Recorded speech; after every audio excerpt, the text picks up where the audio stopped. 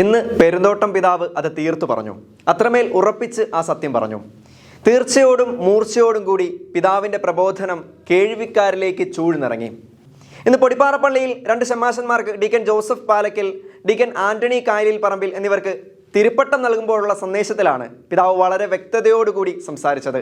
പുരോഹിതരെയും മാലാഖമാരെയും താരതമ്യം ചെയ്ത് സന്ദേശം നൽകുന്നതിനിടയ്ക്കാണ് പിതാവിൻ്റെ ശക്തമായ പ്രബോധനം വന്നത്. ഗബ്രിയേലും മിഖായേലും ഒക്കെ മാലാഖമാരിൽ ഏറ്റവും അഗ്രഗണ്യരാണെന്നും ഏറ്റവും പ്രധാന സ്ഥാനത്തുള്ള മാലാഖമാരാണെന്നും പിതാവ് എടുത്തു പറഞ്ഞു. ഗബ്രിയേൽ ദൈവസന്നിധിയിൽ നിൽക്കുന്ന ആളാണ്, ദൈവസാന്നിധ്യം അനുഭവിക്കുന്ന ആളാണ്, ദൈവത്തെ മുഖാമുഖം കാണുന്ന മാലാഖയാണ്. മിഖായേൽ ദൈവത്തിൻ്റെ ശക്തിയാണ്. ലോകമെമ്പാടുമുള്ള വിശ്വാസികളുടെ ബോധ്യത്തിലുള്ള ഒരു കാര്യമാണിത്. ഇവരൊക്കെ സന്ദേശവാഹകരാണ്, ശക്തിവാഹകരാണ്. പക്ഷേ ഈ സന്ദേശവാഹകരായ ശക്തരായ മാലാഖമാരെയും ഒരു പുരോഹിതനെയും തമ്മിൽ തട്ടിച്ചു നോക്കുമ്പോൾ അവരുടെ സ്ഥാനം വളരെ നിസ്സാരമാണെന്നാണ് സഭ പഠിപ്പിക്കുന്നത്. അതുകൊണ്ടാണ് തിരുപ്പട്ടദാനക്രമത്തിൽ കീർത്തിതനത്രേ ഗബ്രിയേൽ എന്നും ശുദ്ധ മിഖായേൽ പരമോന്നതനും അവരുടെ സാർത്ഥക നാമം തന്നെ തെളിയിക്കുന്ന ഒരു സത്യം ഇതല്ലോ എന്ന് പാടുന്നത്. തുടർന്ന് എങ്കിലും ഇന്ന് പുരോഹിത നിരയോട് ഇവരെ എല്ലാം തുലനം ചെയ്താൽ ദൈവിക ദൂതരാം ഇവർ അണിയും പദവികൾ നിതരാം നിസ്സാരങ്ങളെന്നും ചേർത്ത് പാടുന്നു. മാലാഖമാരാരും ദൈവത്തിന്റെ പ്രവൃത്തികൾ ചെയ്യാൻ നിയോഗിക്കപ്പെടുന്നവരല്ല.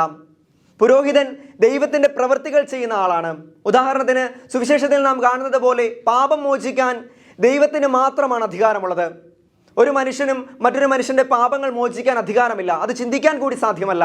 പക്ഷേ പുരോഹിതരുടെ പദവിയുമായിട്ട് തട്ടിച്ചു നോക്കുമ്പോൾ ഈ മാലാഖമാരുടെ പദവികളൊക്കെ കേവലം നിസ്സാരങ്ങളാണ്.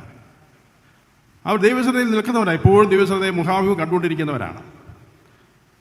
പക്ഷേ ദൈവം ചെയ്യുന്ന കാര്യങ്ങൾ ചെയ്യാൻ വേണ്ടിയാണ് പുരോഹിതൻ നിയോഗിക്കപ്പെടുന്നത്. അതാണ് ഇവിടെ പ്രാർത്ഥനയിൽ നമ്മൾ കേട്ടത്. പാപം മോചിക്കുവാൻ, മാമോദീസായിലൂടെ പുനർജന്മം നൽകുവാൻ. അത് ദൈവത്തിൻ്റെ പ്രവൃത്തിയാണ്. പാപം മോചിക്കാൻ ഒരു മനുഷ്യനും ശക്തിയില്ല, അധികാരമില്ല. കർത്താവിന്റെ നാമത്തിൽ മനുഷ്യന്റെ പാപങ്ങൾ മോചിച്ച് അവരെ വിമോചിതരാക്കാനുള്ള അധികാരം ദൈവം പൗരോഹിത്യ ശുശ്രൂഷയ്ക്കാണ് നൽകിയിരിക്കുന്നത്.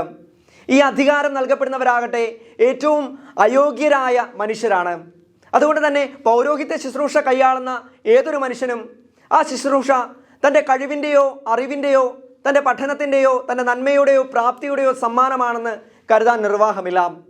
പച്ചയ്ക്ക് പറഞ്ഞാൽ ഒരു വൈദികനും ദൈവത്തിൻ്റെ മുൻപിൽ അഹങ്കരിക്കാൻ ഒന്നുമില്ലെന്നർത്ഥം.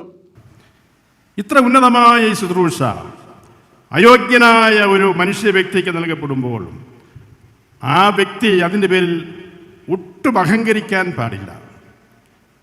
തൻ്റെ യോഗ്യതയാണ്, തൻ്റെ കഴിവാണ് എന്നൊക്കെ, അങ്ങനെ തനിക്ക് കിട്ടിയ ഒരു അംഗീകാരമാണ് എന്നൊന്നും സ്വപ്നത്തെ പോലും ചിന്തിക്കാൻ സാധിക്കുകയില്ല.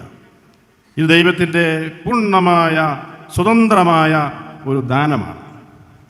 ആ ദാനം വിനീതമായ ഹൃദയത്തോടെ അനുതാപത്തോട് തൻ്റെ പാപാവസ്ഥയെക്കുറിച്ച് അനുതപിച്ച് മാപ്പപേക്ഷിച്ച് കർത്താവിൻ്റെ ഈ വലിയ കൃപയ്ക്ക് നന്ദി പറഞ്ഞുകൊണ്ട് വേണം അത് സ്വീകരിക്കുവാൻ. നന്ദി പിതാവേ, അങ്ങയുടെ മനോഹരമായ പ്രബോധനങ്ങൾക്ക് നന്ദി. ദൈവത്തിന് സ്തുതി.